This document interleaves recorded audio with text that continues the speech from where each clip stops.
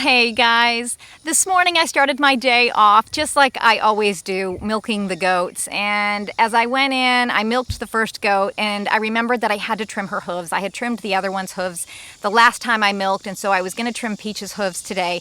And man, she fought me every step of the way. I had her in the stanchion, so she was locked in, but she kicked and kicked and kicked, and I really had to fight her to get her hooves trimmed. And then, I finished up with her, grabbed the milk pail, grabbed my other pail that had iodine water in it because that's what I use to wash them up before I milk them. And we have these Premier One electric netting fences for the goats. And so anyways, you kind of push down on that, step your leg over, and that's how you get out of their enclosure. Well, anyways, I tripped over that fence. It's just kind of like one of those mornings and you think, man, this is not a good way to start the day off. How much easier would it be if I could just go to the store, buy my milk, buy my half and half. At this point, I could be sitting at the kitchen table, already have my breakfast, maybe a cup of coffee, and just kind of, perusing social media. But I have to remind myself of why we do these things, why we are taking these steps to have these skills and have these abilities. Why am I making my life harder? And it got me thinking about just America in general.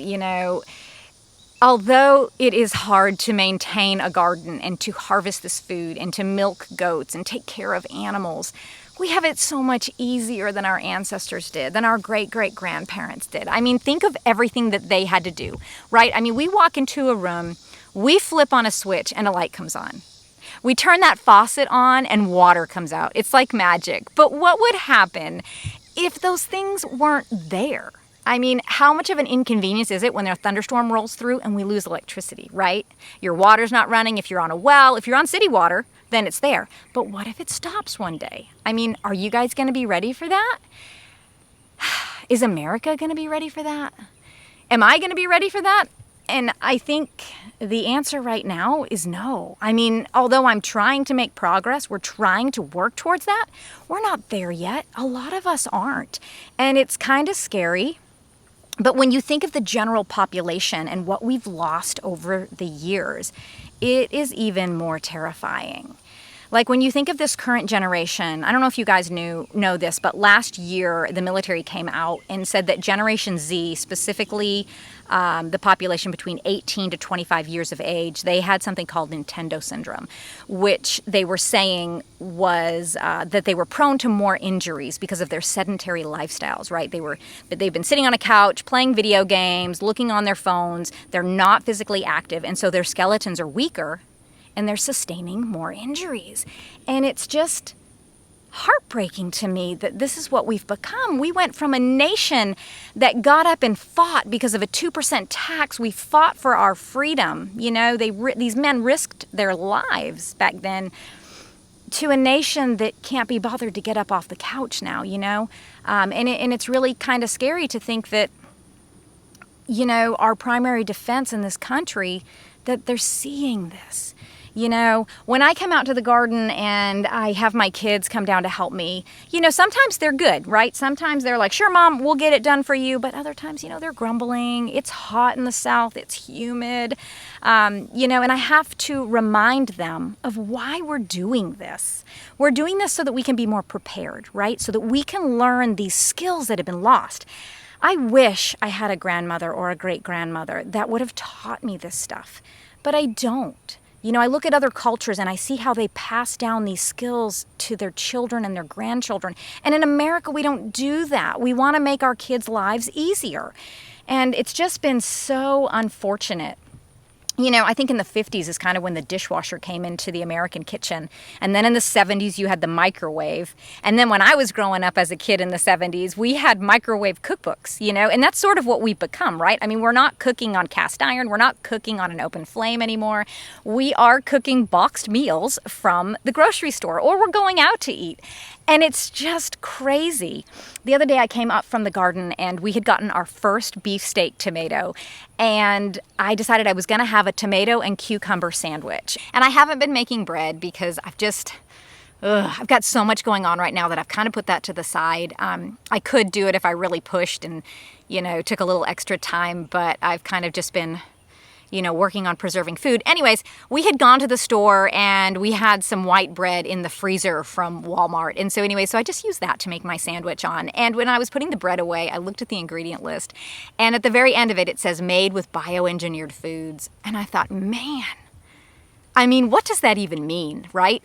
We are just poisoning ourselves. The amount of stuff that is allowed in our food today it's just so sad. Not only are we poisoning our minds with just staring at a phone all day, we're poisoning our bodies with the food that we're eating, when you go out and you want your kid to behave, you sit them in a cart and you give them a phone, right? Or maybe they have their own phone, but 2, 3, 4-year-olds just staring at a phone, because they can't just sit and look around or interact with people or interact with their mother or father or whoever is there with them, right? Shopping with them. My kids play sports and I make my kids go watch their siblings play games, but there are so many other siblings that are there and they're on their phones, right? They can't even be content to watch the game, enjoy watching their siblings hit a ball with the bat. They have to be on some sort of social media, just watching.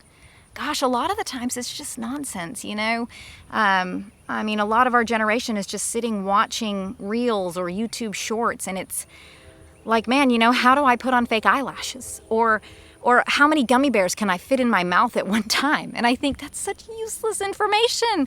We need to learn things. We need to learn, how do I preserve meat? How do I smoke meat? How do I cure it? How do I make soap in case it's not available at the store? How much time does it take to grow food? How do I even germinate a seed? What does this particular plant need that this one doesn't? How do I make my fertilizer at home so that I don't have to go buy it? There's so much stuff to learn, and I haven't learned it all. We grow a good amount of food, and I'm learning every year as we go, but I'm not making my own soap. I don't have those skills yet, and I don't have that knowledge yet, and I'm focusing on other things right now, but that's going to come. Right? But this stuff takes time. And I try to tell my kids that, look, we want to be less reliant on other people. We want to be less reliant on other systems. So when those things fail, we will be okay. I have people that will look at me wide-eyed when I tell them that I keep my AC at 82 degrees in the summer. Because to them, they're keeping their AC at 70 degrees, right? And I think, is it the most comfortable thing in the world? No, it's not. But let's make ourselves a little bit less comfortable so that when things start going bad, we can be that much more conditioned to be okay. I make my kids hang out our laundry on a clothesline when I have a perfectly good dryer inside, and why do I do that? Because I want to teach them the value of hard work. I don't want to pay a huge electric bill. Maybe I want to save the life of my dryer, for when it's rainy and I do want, to dry something inside, right? I don't want to have to go down to Lowe's and pay $1,500 for a new dryer.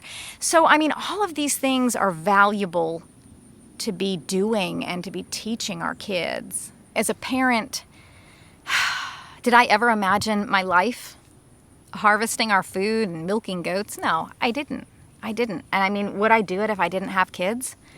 I don't know, maybe to some extent.